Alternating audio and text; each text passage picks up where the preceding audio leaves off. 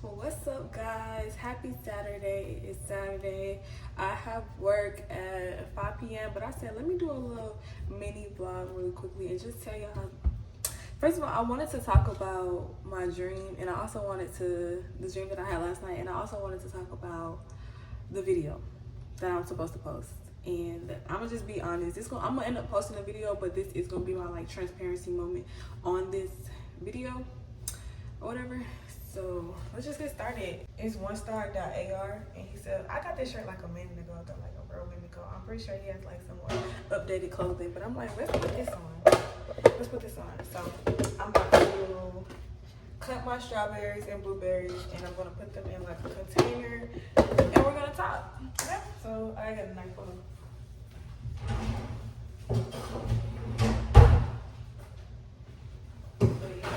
First thing first. Let me talk about the dream I had. So y'all, I wrote it, I got my notebook here too. So the topic really is like, you're about to lose friends. And I know it's for me. But I know it's for somebody else too. So I just want to talk about what it feels like, because it's not going to be my first time losing friends. I want to talk to y'all about like what it feels like to lose friends and basically my dream. And can y'all see me, girl? Y'all can see me good? I'll break y'all up a little more.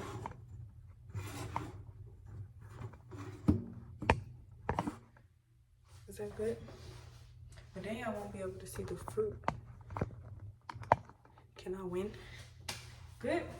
Yeah, I think it's good. Okay, so basically the dream that I had last night was I was at, I don't know where I was specifically, but I feel like I want to say we was all like, and I wasn't even at the table. So that's the crazy part. It was two of my friends, and I'm going to say the friend. Okay, I was at a table, and it was two of my friends. And then I remember me walking up to one of my friends. And basically the way that I felt in the dream was like,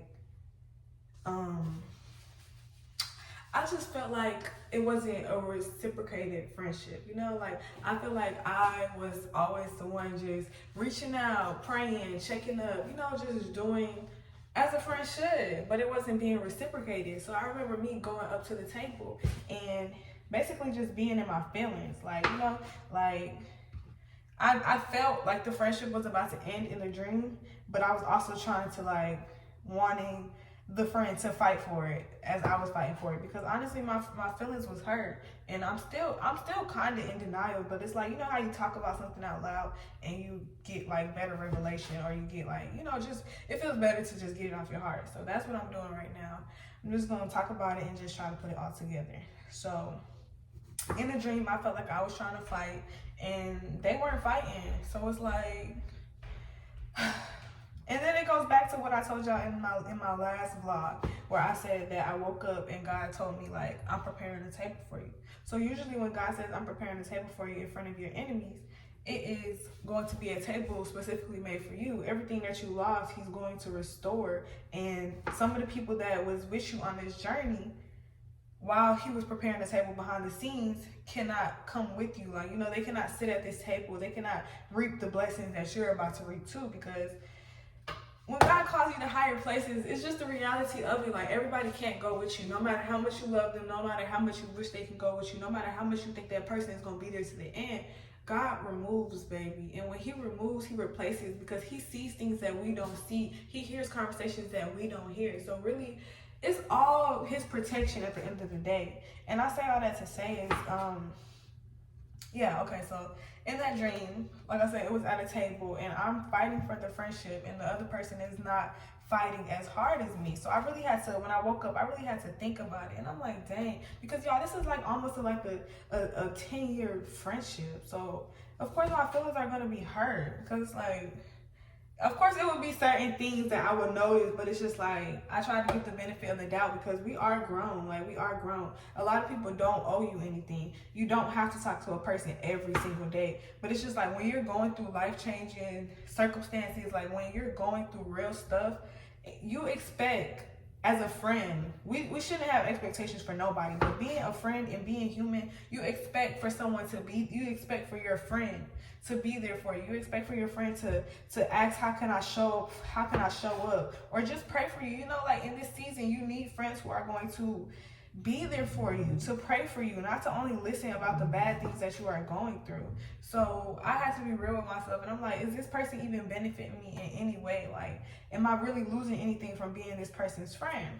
And it hurts. I'm not gonna lie to you, it really hurts. Like when God prunes and purges you, y'all are gonna lose people. Y'all are gonna lose yourself. You're gonna constantly be grieving the old you, and that's kind of why I'm kind of afraid. And I know that God did not give me a spirit of fear, but like I said, coming from a human standpoint, that's why I'm kind of afraid about posting this new video, because it's just like people are gonna be like, did she really change? Or you know, like it's just me beating myself up. But it's like I genuinely can say I'm not the same person that I was a year ago. I'm not perfect. I didn't say God saved, changed me, and made me perfect. No, God opened my eyes, and he's still working on me. He's still breaking me. He's still changing me. Like, you know, like that song by Tasha Cobbs, Gracefully Broken. Like, I'm gracefully broken, and he's still working on me. Like, I think I had to get that out in the air too before I post the video. Like, I'm not perfect, and that's not what I'm trying to say, but I'm just trying to shed light on what God did in my life, basically. The things that he took away from me, the places that he took me, and just the people that he removed out of my circle. Like, you know? So, yeah. I don't know. More of that story is you are about to lose friends. Where God is taking you, everybody can't go. And that's okay. Everybody is not supposed to go. They're not meant to go. So you're going to have to just eat it up. There's going to be times where you're grieving the old you're grieving the things that you and this person used to do together. And just, you know, but it's just like, better is on the way.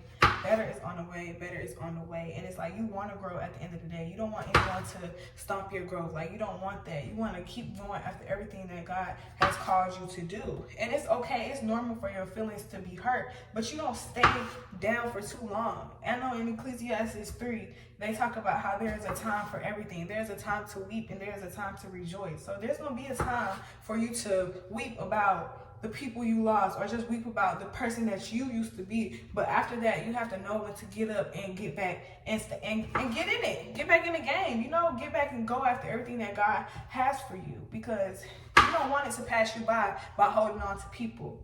Like, can you imagine that? Can you literally imagine that? Imagine you, okay, imagine, this might be a bad example, but I see a vision. So imagine that you have somebody who is limping, and you're walking perfectly fine, but you're trying to walk with this person who is limping, and then you keep looking back and you keep checking on that person while you're walking, but you don't want to go too ahead of them, but they're limping. So it's like you're holding me back, and we're on the way to the bus stop. So if I get to this bus stop, which I'm about to get to this bus stop, and I'm still trying to look back and make sure that you're okay, like make sure that you're gonna make it on time. Like, just imagine you're at a bus stop and you have to take this bus because you have to be to work, and you know you have to be to work on time. Your boss told you, like, if you're late again, you're out of here. But you have this friend who's limping, and they holding you back. They holding you back, and you're walking, like, you see the bus, and the next thing you know, you check on this person, you turn around, you check on this person. Vroom, the bus passed you by. You missed your stop. You missed your blessing. You missed what God had for you, and you're prolonging it. Now you have to wait on this next bus. Your friend done finally made it, but now you have to wait on this next bus that's going. You're late. You're already late to work, okay? Because you kept looking and you're, like in Genesis, when, dang, I forgot the name. I feel terrible right now. But in Genesis, when they, I know it was Lot. God, like, they warned them. They said, don't look back. Lot was like, can I go to this small, safe town? Whatever. And then they was on the way there, but then, what's the wife? Y'all, I don't like doing that. I want to make sure that, I want to be certain in what I'm talking about. Give me 1 second. All right, y'all. So it's in Genesis 19. So I'm going to read 17 through 26 real quick. It says, when they were safely out of the city, one of the angels ordered, run for your lives and don't look back or stop anywhere in the valley. Escape to the mountains or you will be swept away. Oh no, my Lord, Lot begged. You have been so gracious to me and saved my life, and you have shown such great kindness, but I could not go to the mountains. Disaster would catch up to me there, and I will soon die. Pause right there. Why are you even worried? Why are you even speaking like that? If God tells you to go somewhere, you get up and you go. Don't worry about everything else. But you know how gracious God is? Look at this. God says, see, no, not God, but he's still talking. He says, see, there's a small village nearby. Please let me go there instead. Don't you see how small it is? Then my life will be saved. Look how gracious God is. He said, all right, the angel said, I will grant your request. I will not destroy the little village, but hurry, escape to it, for I can do nothing until you arrive there. And then this explains why that village was known as Zor, which means little place. So verse 23 tells us, Lot reached the village just as the sun was rising over the horizon. Then the Lord rained down fire and burning sulfur from the sky on Sodom and Gomorrah. He utterly destroyed them along with the other cities and villages of the plain, wiping out all the people and every bit of vegetation. Verse 26 tells us, but Lot's wife looked back as she was following behind him, and she turned into a pillar of salt. She looked back and she turned into a pillar of salt. You cannot look back. When God calls you and tells you to go, don't look back. Do not look back. You don't know how much blessings that you are destroying, how many blessings you are prolonging because you're looking back and worrying about the next person. It's okay. I promise you, it is okay to lose friends. You know what you do? Since you care about that person that much, you pray for that person. But you don't let them hold you back. You have so far to go. Like, you got so far to go. And if you worry about the person limping, you know what's going to happen? You're going to end up limping too. You're going to end up limping too. And now you at the bus stop sad because you done lost your job worried about somebody else. So I say all that to say, yo, it's okay. You're going to lose friends. It's okay. It's okay. It's okay. It's okay. It's okay. It's okay. I promise you, it's okay. God restores. He replaces. He's not going to take something away from you and not give you better. What? Like, what? Huh? He knows how you feel. But he knows what he's doing too. So just trust in the Lord. Do not lean on your own understanding. He even told us his ways is not our ways. His thoughts is not our thoughts. Trust in him. Don't lean on your own understanding. So y'all, although my feelings was hurt in that dream, although I reacted the way I did in that dream, I felt the Spirit of God was telling me, like, when this happens, like when this dream comes to pass, don't react like that. Don't react like that. Because I told you I'm preparing this table for you. So when I prepare this table for you, the people that you thought was going to be sitting there eating with you, they're not. And you going to have to be okay with that. You're going to have to trust in me. And I said, I'm like, okay, you're right. You're right. And also, while he was saying that, when that table gets prepared, it's gonna be so much stuff that I gotta get done. I can't afford it. I cannot afford for anybody to hold me back. I have to eat.